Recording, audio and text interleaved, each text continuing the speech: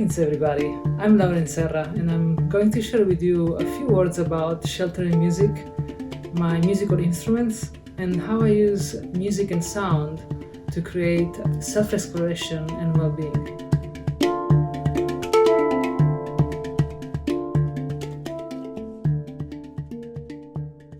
I evolved my healing practice into this high-tech online live streams so that I can reach the global community and hopefully provide a shelter, a place where to find peace, where to find that we need in order for us to go through challenging times.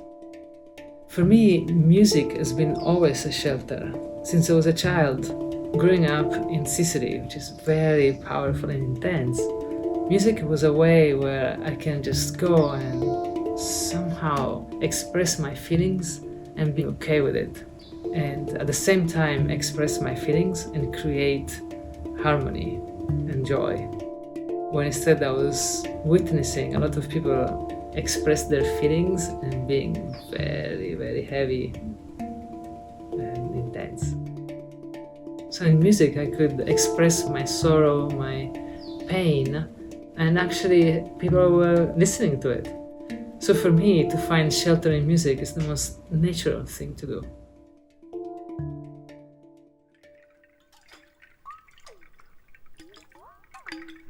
More than one instrument, what I've been always intrigued by is sound and the language of music, and how music talks the language of emotions. I use all of these different instruments from ancient traditions, or from contemporary creations, or some custom-made instruments, or some instruments that I make myself. I found in each of them a different personality, a different spirit. Each of them takes me to a different landscape, tells me certain kind of stories. These instruments, they allow music to become a storytelling. And in that storytelling, there are so many characters, so many landscapes that you can use for yourself to tell your own story. And I trust that in that plot, the story that you tell yourself, it is the storytelling that you need to hear in this moment in time. That's what music does.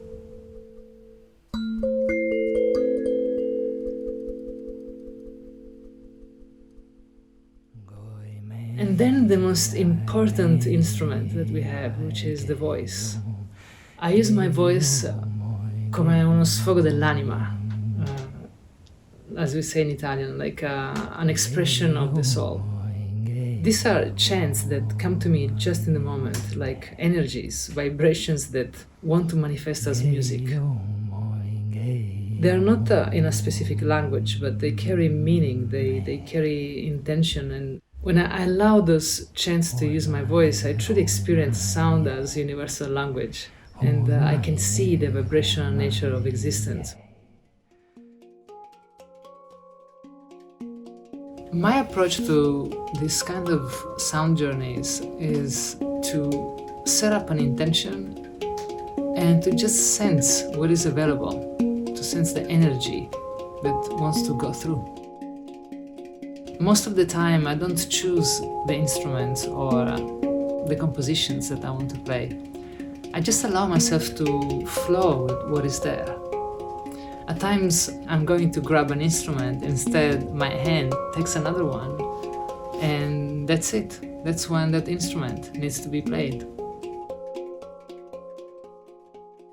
Sometimes I describe it as having inside three characters.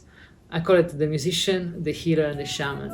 It's like the shaman is out and is doing all of these incredible energetic pulsations and just playing the drum. A certain point is so much, the healer asks for attention and say, hey, let's calm down. And then that's where the musician comes in, and his knowledge about how the harmony in music works and which instrument to choose in order to create a more relaxing and calming and soothing moment for us to breathe. Other times instead the musician is like playing a flute in this very harmonious way, and then I hear this incredible dissonance And that's where instead the healer comes in, because he knows that even dissonance is important in music. It creates a contraction, and once the harmony comes back, the expansion and relaxation are way more powerful and profound.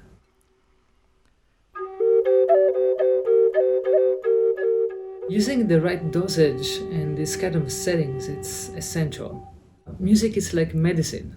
You need to know what to use, when to use it, and how to use it.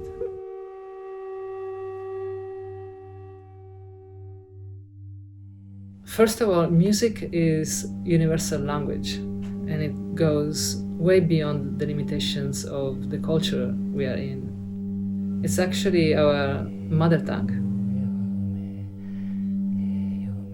Then everything vibrates, so everything basically has a frequency, and so we can say that it's sound. And our body is made out of so many cells that are vibrating in different frequencies, so basically they are creating different sounds. It's like to be an orchestra. So when we are exposed to sound, by sympathetic resonance, sound helps your cells to move, to oscillate. And so by creating movement, there is flow. And in that flow, there are memories, there are emotions that they need to be released. In that flow, there is healing. And because emotions, energy that needs to move, in that flow, we allow also emotions to move out of our system. And so we find more lightness in our being. We find more room to breathe, and we find more peace.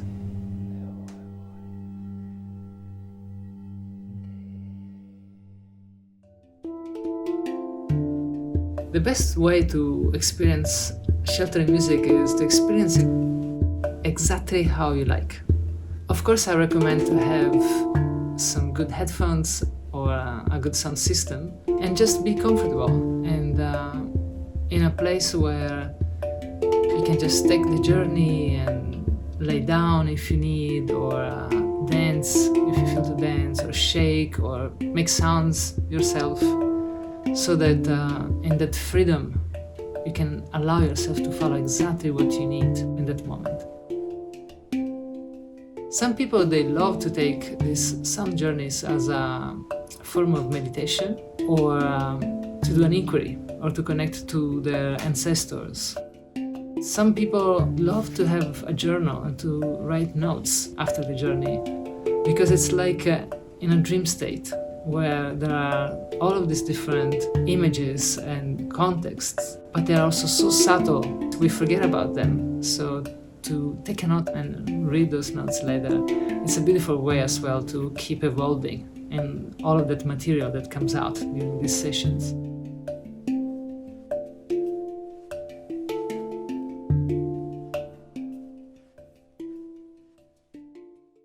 I grew up in Sicily, in this powerful and intense island in the middle of the Mediterranean. Since I was a child, I was very sensitive, and I was connected to the land and talking to the sea and listening to the wind. But at the same time, they were the 80s. I was also programming video games on my uncle's Commodore 64. So since then, nature, the natural world, and technology with the virtual world, they've been basically part of my reality. Since I was a teenager, I was reading esoteric books. I was hanging out with older artists and philosophers and listening to those conversations and reflections of life. And at the same time, I was playing already many instruments, because I had this gift of trying an instrument and somehow being able to create music out of it. Eventually, when I moved to Rome when I was 19 to study psychology and deepen even more my studies in ethnomusicology and in the meaning of life somehow, I started to teach, playing all of these instruments from all over the world, and eventually entering the classical school in classical percussions at the conservatory. All of that allowed me to create soundtracks for movies, sound design for theater and dance companies. At the same time, I had the privilege to perform with hundreds of amazing musicians and artists. I always had this other side of me being a producer, and I've done so many site-specific performances that they were mainly immersive and interactive.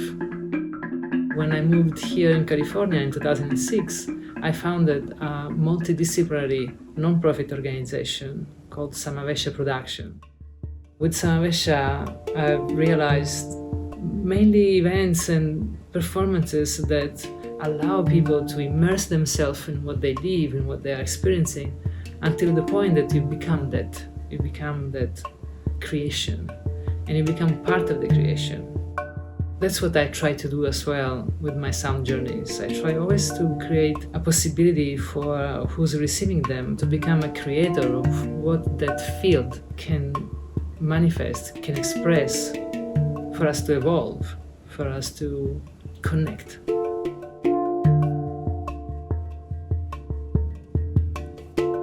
Every one of my gifts, my trainings, the experiences I had since my 20s, being a multi-instrumentalist, a sound engineer, a producer, all of these different abilities to work with high technology, all of this is somehow translated in my therapeutic work. The method that I use in resonant healing, it is based into using sound and music, using wisdom traditions and shamanic work at the same time to help the person or the couple or the family or the group or the team in finding those places of well-being, or in release tensions and emotions that are not serving their growth, or in simply communicate and connect to a deeper level, to find a place where together we can be even more creative and connected. There is so much to say. I hope to maybe meet you in person one day, and for now, just stay tuned to yourself. Thank you.